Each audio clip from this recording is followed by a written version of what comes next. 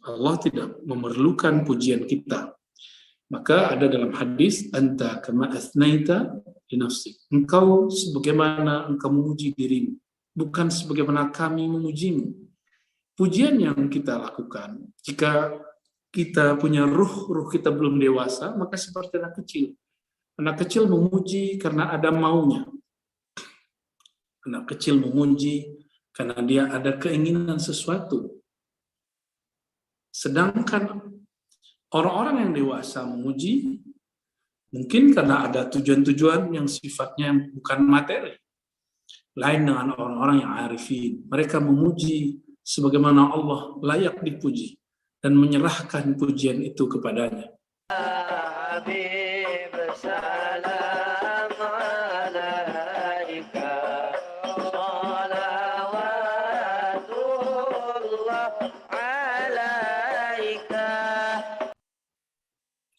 Ya, sebelumnya kita sudah membahas beberapa nama. Semoga Allah SWT ridho atas apa yang kita lakukan.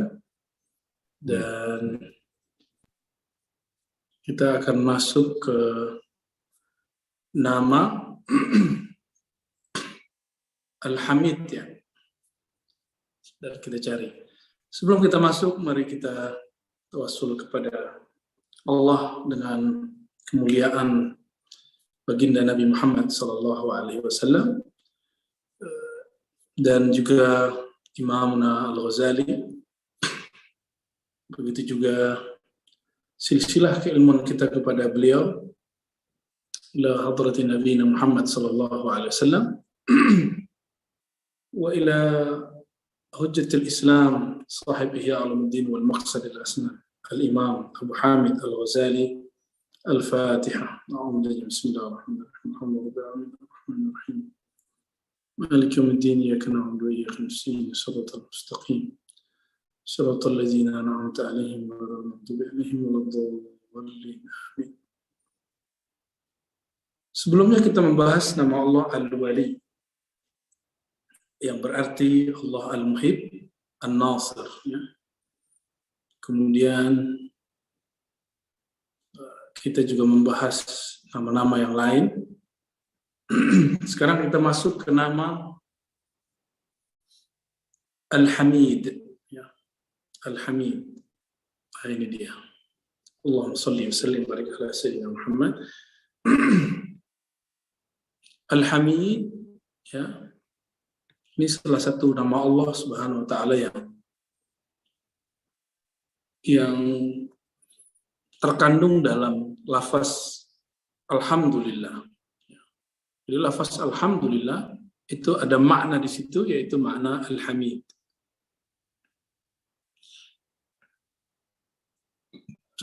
Al-Hamid huwa al-mahmud al-musanna alaih. Al-Hamid itu bermakna dialah yang al-musanna alaih. Dialah yang dipuji. Wallahu azza wa jal huwa al-hamid bihamdi. Dan Allah itulah yang disebut al-hamid ya. Yang terpuji bihamdihi li nafsihi azala. Nah, ini yang mahal di kitab ini. Ketika beliau mengatakan bahwa Allah itu memuji, nah, lafaz ini al-hamid bihamdihi li nafsihi, yang memuji dengan pujian dirinya li nafsihi, terhadap dirinya dengan dirinya. Maksudnya apa itu? Jadi Allah Subhanahu wa taala terpuji itu karena dirinya sendiri yang memuji dirinya. Bayangan kita terhadap Allah, lalu kita memuji Allah Subhanahu wa taala, pujian kita ini tidak akan menambah keindahan Allah Subhanahu wa taala, tidak akan menambah apa yang kita sebut dengan Allah Subhanahu wa taala sempurna, Allah tambah kaya, enggak ya. Al-Hamid bihamdihi li nafsihi, Allah itulah yang memuji dirinya sendiri. Allah tidak memerlukan pujian kita. Maka ada dalam hadis, anta kama asnaita li nafsik. Engkau sebagaimana engkau memuji dirimu, bukan sebagaimana kami memujimu. Pujian yang kita lakukan, jika kita punya ruh kita belum dewasa, maka seperti anak kecil. Anak kecil memuji karena ada maunya. Anak kecil memuji karena dia ada keinginan sesuatu. Sedangkan orang-orang yang dewasa memuji mungkin karena ada tujuan-tujuan yang sifatnya bukan materi. Lain dengan orang-orang yang arifin. Mereka memuji sebagaimana Allah layak dipuji dan menyerahkan pujian itu kepadanya. Itulah awal hamid bihamdihi li nafsi. Dialah yang terpuji dengan dirinya sebagaimana dia memuji dirinya, gitu.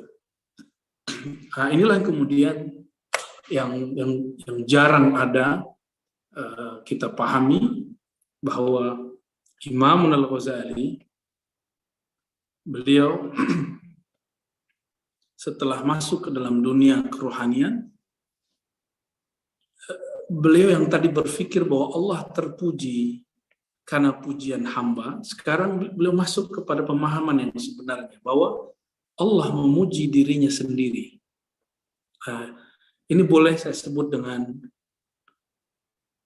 tahmid atau zikirnya, tahmidnya arifin. Pujinya orang-orang yang arifin kepada Allah Subhanahu wa ta'ala. Ya. Huwal mahmud al-musanna alaih, wallahu azza wa jalla huwal hamid bihamdihi li nafsi. Allah lah yang maha terpuji dengan memuji dirinya sendiri, li nafsihi, azalan. Ya. Apa makna azalan, teman-teman? Azalan berarti Allah maha azali. Azali, saya ada ketemu beberapa masyayikh, mereka ada yang membedakan azali dengan qadim, ya. Tapi itu sama-sama bukan wilayah makhluk. Qadim itu zat Allah, sedangkan azali sifat Allah. Ada yang mengatakan begitu, ya. Ada yang mengatakan ahad itu qadim, ahmad itu azali. Wallahu a'lam bishawab, karena ini bukan wilayah kita serahkan ilmunya kepada Allah. Mungkin ada pemaknaan lain. Tapi azali di sini bermakna qadim, ya. Allah sebelum menciptakan alam, dia telah terpuji dengan sendirinya. Dia tidak terpuji dengan pujian makhluknya. Wa bihamdi ibadihi. Lalu baru dengan pujian makhluknya lahu abada. Setelah dia ciptakan makhluknya pun memujinya. Tapi tadi makhluk al-ibad, ya, tadi teman-teman, makhluk ini terdiri dari tiga kelompok. Ada makhluk yang paling tinggi yang kita sebut tadi, ya, arifin, ya, orang-orang yang arif. Ada yang masih salik, ada yang awam. Kalau orang awam ini memuji karena ada maunya biasanya bersifat materi, ya, sifatnya sifat materi. Memuji Allah karena ingin kaya, memuji Allah karena ingin sehat, memuji Allah karena ini, karena itu, yang sifatnya urusan duniawi. Sedangkan salik, ahli mujahadah riyadhah, memuji Allah karena ingin mendapatkan kesempurnaan jiwa, ketenangan hati, dan lain sebagainya. Ya. Lain dengan arif billah. Arif billah itu pemimpinnya adalah para nabi, lalu diikuti oleh para aulia-aulia, kekasih-kekasihnya, para wali-walinya. Mereka memuji Allah karena Allah layak dipuji. Mereka memuji Allah dengan meyakini sebelum mereka memuji Allah sudah terpuji, dan Allah tidak tambah terpuji dengan pujian mereka. Ya. Lalu wayarja hadza ila sifatil jalal wal uluwi wal kamal. Ya.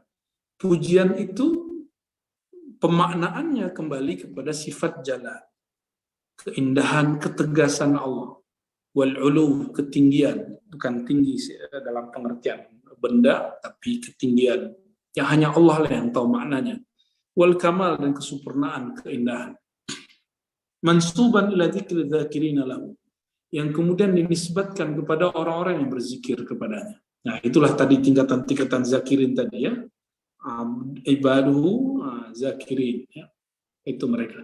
Fa innal hamda huwa dzikru awsafil kamal min haitsu huwa kamal. Karena bedanya apa? Memuji Allah itu yang sebenar-benarnya pujian adalah menyebutkan pujian-pujian terhadap kesempurnaan Allah min haitsu huwa kamal. Sebagaimana kesempurnaan Allah itu sendiri, bukan sebagaimana gambaran dari orang yang memujinya. Inilah Al-Hamid. Maka orang-orang yang mendapatkan nur, ya, orang-orang yang mendapatkan nur Al-Hamid, ya, siapa saja di antara hambanya ya, yang mendapatkan nur Al-Hamid, ya, Allah Subhanahu wa Ta'ala apabila menurunkan nur kepada hambanya, ibadihi, ya, hamba-hambanya, maka si hamba yang dapat nur Al-Hamid,